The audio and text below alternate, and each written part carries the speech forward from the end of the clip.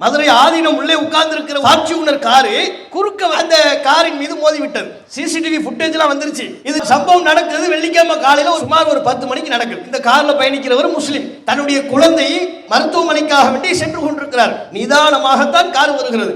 குறுக்கு சால்ல ஒரு car Fortuner வேகமா வந்து இந்த முன்பகுதியில் முட்டி கொண்டு தள்ளி போய் நிற்கிறது. இந்த காரும் நிற்கிறது. அங்கிருந்து வர்றாங்க, பேசுறாங்க, எங்க காரை இடிச்சு விட்டு காசு தான் கேட்கிறாங்க.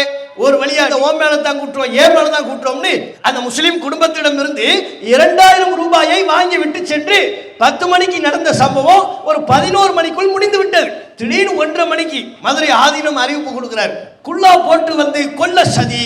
நாங்க கொஞ்சம் பேரடி கார்டன் வச்சிருக்காங்க, அதை இடிச்சுக்கிட்டு நடுவை ஒரு இடி இடிச்சோன்னு நில குழஞ்சு போயிட்டோம். பேப்பர்ல பார்க்கணுமே, பயங்கரவாதி சதி, மதுரை ஆதீனத்தை கொல்ல முயற்சி, குல்லா போட்டு கொல்ல சதியா.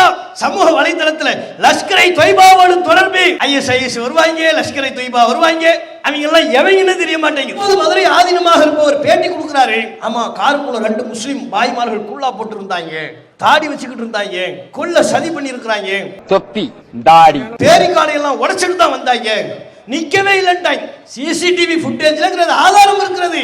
இடித்தார்கள், சென்று விட்டார்கள், நிற்கவே இல்லை, அவர்கள் பயங்கரவாதிகளாக இருக்கக்கூடும் பேட்டி கொடுக்கிறாங்க. எப்பேற்பட்ட மத வெறுப்பு! இதன் பின்னணியில் இருப்பவர்கள் யார்? எப்படிப்பட்ட வெறுப்பு பிரச்சாரத்தில் ஈடுபடுகிறார்கள்?